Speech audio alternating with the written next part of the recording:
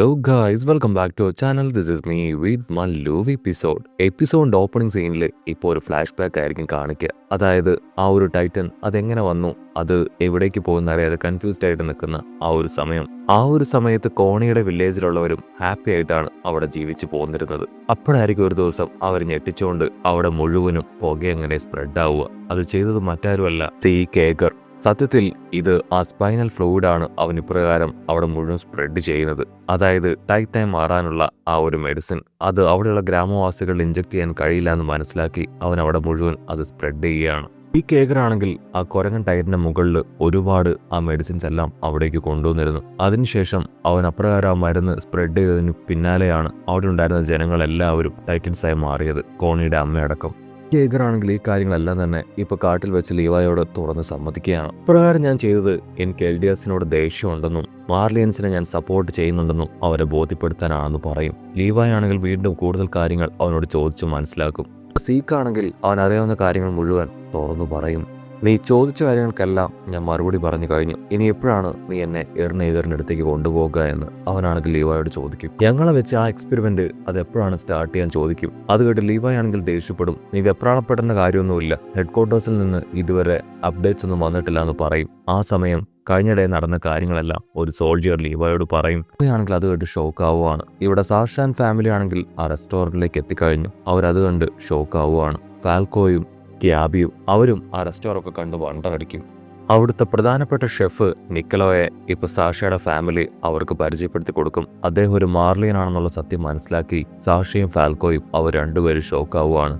അവരാണെങ്കിൽ ഇപ്പൊ ഭക്ഷണം കഴിക്കാനായിട്ട് തുടങ്ങും. ഉടനെ ജിയും അവളുടെ സോൾജിയേഴ്സും അവിടേക്ക് കടന്നു വരും. ഷെഫ് ആണെങ്കിൽ സ്ട്രെയിറ്റ് ആയിട്ട് അവരുടെ അടുത്തേക്ക് വരും. ഹാൻജിയൻ ടീമാണെങ്കിൽ ഞങ്ങൾക്ക് ചില കാര്യങ്ങൾ നിന്നോട് ചോദിക്കാനുണ്ടെന്ന് പറയും. അതിന് ഷെഫ് പറയും, തീർച്ചയായിട്ടും നിങ്ങൾക്ക് എന്ത് വേണമെങ്കിലും എന്നോട് ചോദിക്കാം. ഇപ്പോൾ ഒരുപാട് ഗസ്റ്റുകൾ ഇവിടേക്ക് വന്നിട്ടുണ്ട്.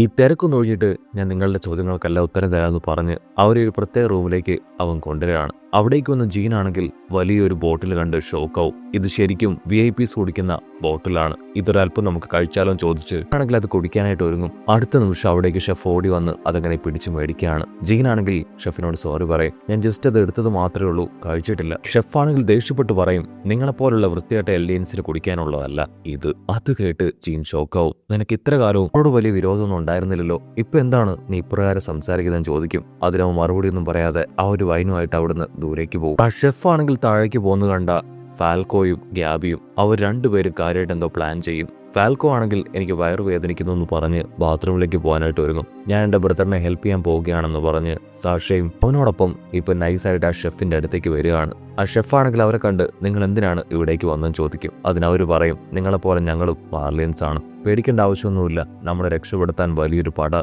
ഇവിടേക്ക് എത്തും. ഞങ്ങൾ ആ എൽഡിയൻസിന്റെ എയർഷിപ്പിലാണ് ഇവിടേക്ക് വന്നത്. ആ ഒരു സാഷ സോൾജിയർ അവളെ കൊന്നത് ഞാനാണെന്ന് പറയും. അത് കേട്ട ഷെഫാണെങ്കിൽ ഷോക്കാവും. ഷെഫാണെങ്കിൽ ആ കാര്യങ്ങളെല്ലാം കേട്ട് ദേഷ്യപ്പെട്ട് ആ ബോട്ടിലെടുത്ത് അവളുടെ തലയ്ക്ക് ആഞ്ഞടിക്കും. നിനക്കത്ര ധൈര്യം ഉണ്ടെങ്കിൽ അപ്രകാരം നീ ചെയ്യും ചോദിക്കും. പക്ഷെ ആ അടി കൊള്ളുന്നത് അത് സാഷയുടെ ബോഡിയിലായിരിക്കില്ല, മറിച്ച് ഫാൽക്കോയുടെ തലയിലായിരിക്കും. അവൻ ആ അറ്റാക്ക് അത് അവന്റെ തല വെച്ച് ബ്ലോക്ക് ചെയ്തു. ഉടനെ ഷെഫാണെങ്കിൽ അവളുടെ മൂക്കിടിച്ച് പരത്തി അവളെ താഴേക്കിടും. രണ്ടുപേരെയും തൂക്കിയെടുത്ത് ഇപ്പൊ സാഷയുടെ പാരന്റ്സിന് മുൻപിലേക്ക് അവൻ വലിച്ചെറിയുകയാണ്. ഇവർ രണ്ടുപേരും മാർലിയൻസ് ആണ്. എൽഡിയൻസിന്റെ എയർഷിപ്പിൽ ഇവിടേക്ക് വന്നവരാണ് ഇവർ രണ്ടുപേരും.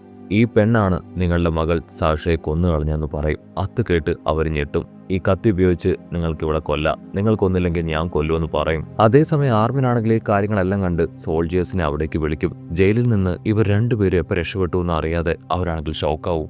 ഇവിടെ ആ ഷെഫാണെങ്കിൽ വിളിച്ചു പറയും, സാഷ അവളാണ് എന്റെ ഭക്ഷണം കഴിച്ച് നല്ല അഭിപ്രായം ആദ്യം പറഞ്ഞത്. ഇത്രയും പേർക്ക് ഭക്ഷണം ഉണ്ടാക്കി കൊടുക്കാനും എനിക്കൊരു കരിയറും എനിക്ക് ഒരു സ്വപ്നങ്ങളും ഒക്കെ തന്നത് അവളാണ്. അവളെ ഇല്ലാതാക്കിയ നിന്നെ ഒരു കാരണവശാലും ഞാൻ വെറുതെ വിടില്ല എന്ന് പറഞ്ഞ് അവനാണെങ്കിൽ കത്തിയെടുത്ത് ഇപ്പൊ ഫാൽക്കോയുടെ കഴുത്തിൽ വെക്കും.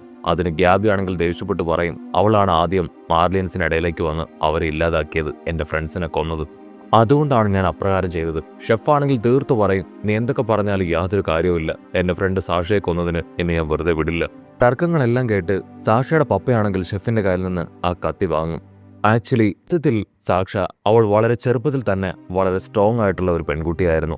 ഞങ്ങൾക്ക് കാട്ടിൽ പോയി വേട്ടയാടി മൃഗങ്ങളെയൊക്കെ അവൾ കൊണ്ടുവന്ന് തരുമായിരുന്നു. അവളുടെ കഴിവ് മനസ്സിലാക്കി ഒരു സോൾജിയറായി ഈ ലോകത്തിന് തന്നെ അവളുടെ കഴിവ് പ്രയോജനപ്പെടാനാണ് ഞങ്ങൾ അവളെ ഇവിടേക്ക് അയച്ചത്. അവൾ ഒരുപാട് പേരെ കൊന്നു. അവളും ഇപ്പം മരണപ്പെട്ടു. പരസ്പരം ഇപ്രകാരം അങ്ങോട്ടേക്കും ഇങ്ങോട്ടേക്കും വേട്ടയാടി മരിക്കുന്നത് അതിനെയെങ്കിലും നമുക്ക് നിർത്തിക്കൂടെ? നമ്മൾ ഇനിയെങ്കിലും ഇത് നിർത്തണമെന്ന് പറഞ്ഞ് ആളാണെങ്കിൽ ഇപ്പോ ഗ്യാബിയെയും അതുപോലെ ഫാൽക്കോയെ എടുക്കാൻ ശ്രമിക്കുന്ന അതേസമയം കൈ ആണെങ്കിൽ കത്തിയെടുത്ത് ഇപ്പൊ ഗ്യാബിയെ കുത്താൻ ശ്രമിക്കും. കുട്ടിയിടയിൽ മിക്കാസയാണെങ്കിൽ ഓടി വന്ന് അവളെ തടയാണ്. ഗ്യാബി ആണെങ്കിൽ ഷോക്കാവും. കാരണം അവരെ രണ്ടുപേരെ ഇത്രയും പ്രൊട്ടക്ട് ചെയ്ത് സ്നേഹിച്ചു കൊണ്ടു നടന്നത് അവളാണ് ഇപ്പോ അവരെ കൊല്ലാനായിട്ട് ശ്രമിച്ചത്. എല്ലാവരും ചേർന്ന് ഇപ്പൊ പിടിച്ച് ദൂരേക്ക് മാറ്റും. അവൾ ദേഷ്യപ്പെട്ട് പറയും, നിങ്ങൾക്ക് അത്ര ധൈര്യം ഉണ്ടെങ്കിൽ അപ്രകാരം ചെയ്യും. നിങ്ങളോട് ഞാൻ എത്രത്തോളം സ്നേഹം കാണിച്ചു, എത്രത്തോളം കരുതൽ കാണിച്ചു, നിങ്ങൾ ഇപ്രകാരം ചെയ്തിരുന്നുവെന്ന് ഞാൻ അറിഞ്ഞിരുന്നില്ല. ആണെങ്കിൽ ഫാൽക്കോയ്ക്ക് ട്രീറ്റ്മെന്റ് കൊടുക്കാനായിട്ട് തുടങ്ങും. അവളാണെങ്കിൽ ഇപ്പൊ സീക്കിനോട് ആ ഒരു കുപ്പിയിൽ എന്താണെന്ന് ചോദിക്കും. അതിനവൻ പറയും അതിൽ സീക്കിന്റെ ആ ഒരു സ്പൈനൽ കോഡ് ബ്ലഡ് ആണ്. അതുപയോഗിച്ച് ആരെ വേണമെങ്കിലും ടൈറ്റനാക്കി മാറ്റാൻ പറ്റും. അത് കേട്ട് എല്ലാവരും ഷോക്കാവും. കട്ട് ചെയ്ത ഇവിടെ ലീവായി ആണെങ്കിൽ ഹെഡ് ക്വാർട്ടേഴ്സിൽ നടന്ന കാര്യങ്ങളെല്ലാം കേട്ട് അമ്പരക്കാണ്. മാത്രമല്ല എറിന് ഇങ്ങനെ ഇൻഡിഫറന്റ് ആയിട്ട് പെരുമാറുമെന്ന് അവർ സ്വപ്നത്തിൽ പോലും കരുതിയതല്ല. ഇവിടെ കമാൻഡർ പെക്സസ് അദ്ദേഹം പ്രത്യേകിച്ചൊന്നും ഇതിനെതിരായിട്ട് ചെയ്തില്ലേ എന്ന് ആള് സോൾജിയറിനോട് ചോദിക്കും. അതിന് സോൾജിയർ പറയും കമാൻഡർ പിക്സസ് ആളൊരു പിടിവാശിക്കാരനാണെന്ന് പറയും. ലീവായിക്കാണെങ്കിൽ ചെയ്യാണെന്നറിയാതെ തലയ്ക്ക് കൈ കൊടുക്കും. അതേസമയം ജീനാണെങ്കിൽ ഇപ്പൊ ഷെഫിനെ പിടിച്ചു വലിച്ച് ദേഷ്യപ്പെടുകയാണ്.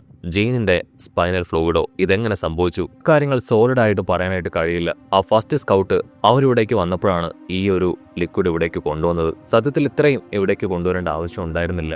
വൈൻ അത് ഹൈ റാങ്കിങ്ങിലുള്ള സോൾജിയേഴ്സിന് സെർവ് ചെയ്യാനായിട്ട് എന്നോട് പറഞ്ഞു. അതുകൊണ്ടാണ് ഞാനത് ചെയ്തതെന്ന് പറയും. അവനത് പറയുന്ന അതേ നിമിഷം ഇവിടെ ഫാൽക്കോയുടെ വായ്ക്കകത്ത് പോയ ആ ഒരു വൈൻ ക്ലീൻ ചെയ്യുകയാണ്. അവനാണെങ്കിൽ ദേഷ്യപ്പെട്ട് ഇതൊക്കെ ആരാണ് നിന്നോട് പറഞ്ഞെന്ന് ചോദിക്കും. അതിനവൻ പറയും അത് മറ്റാരുമല്ല, സാക്ഷാൽ എലന. ആണെങ്കിൽ ഇപ്പൊ ഏകദേശം കാര്യം മനസ്സിലാകും. എലനയാണെങ്കിൽ അവരുടെ ശ്രദ്ധയിൽപ്പെടാതെ ഒരുപാട് കാര്യങ്ങൾ ഇപ്പൊ ചെയ്തിട്ടുണ്ട്. ഉടനെ ഹാഞ്ചി ആണെങ്കിൽ ബ്ലാക്ക് പാനെ നോക്കും. അവനാണെങ്കിൽ ഷോക്കാവും. അയ്യോ ഇല്ല ഇതിലെനിക്ക് പങ്കുമില്ല. ഇപ്പോഴാണ് ഈ കാര്യങ്ങളൊക്കെ ഞാനും അറിയുന്നതെന്ന് പറയും. പക്ഷെ കോണിക്കാണെങ്കിൽ അവന്റെ സംശയം അത് മാറില്ല. കാരണം പറഞ്ഞതനുസരിച്ച് ആ ഒരു ലിക്വിഡ് അതാരുടെയെങ്കിലും ബോഡിയിൽ അബ്സോർബായി കഴിഞ്ഞിട്ടുണ്ടെങ്കിൽ അവരുടെ ബോഡി അങ്ങനെ ഫ്രീസായി പോകുമെന്നാണ്. പക്ഷെ അങ്ങനെ സംഭവിക്കുമെന്ന് ഉറപ്പൊന്നുമില്ല. അത് കണ്ടു എന്ന് പറയുന്നത് സീക്ക് മാത്രമാണ്. അത് ശരിക്കും സത്യമായിരിക്കുമോ? ആണെങ്കിൽ വീണ്ടും ഇപ്പൊ അവനോട് ചോദിക്കും, സത്യം പറയും, അതിൽ ആ ഫ്ലൂയിഡ് അതുണ്ടെന്നുള്ളത് നിനക്ക് ഉറപ്പാണോ? അവനാണെങ്കിൽ അതെനിക്ക് അറിയില്ല, അപ്രകാരമാണ് എന്നോട് പറഞ്ഞതെന്ന് പറയും. അപ്പൊ അവിടുന്ന് അങ്ങനെ കട്ട് ചെയ്ത ഒരു ഫ്ലാഷ് ബാക്ക് കാണിക്കും. വർഷങ്ങൾക്ക് മുൻപ് ഇതേ ഫ്ലൂയിഡ് ഉപയോഗിച്ച് ഇവർ ഒരു നാടിനെ തന്നെ വേട്ടയാടിയിട്ടുണ്ട്. അവിടെയുള്ള ആൾക്കാരെ എല്ലാവരെയും ഇവർ ടൈറ്റനാക്കി മാറ്റിയിട്ടുണ്ട്. ജീനാണെങ്കിൽ അവനോട് ചോദിക്കും, അപ്പോ ഞങ്ങൾ ടൈറ്റനായി മാറാതിരിക്കാനാണോ ആ ഒരു ഡ്രിങ്ക്സ് ഇവിടുന്ന് നീ എടുത്തുകൊണ്ട് പോയത്? അതിനവൻ പറയും അതെ. പക്ഷെ സത്യത്തിൽ ഞാൻ എന്താ ചെയ്യുന്നതെന്ന് എനിക്ക് പോലും അറിയില്ല. അടുത്ത കാലം ഇത്തരത്തിൽ ജീവനോടുകൂടി ഇരിക്കാൻ കഴിയില്ല എന്ന് എനിക്ക് നന്നായിട്ട് അറിയാം. എന്റെ ജീവനും അപകടത്തിലാണ്.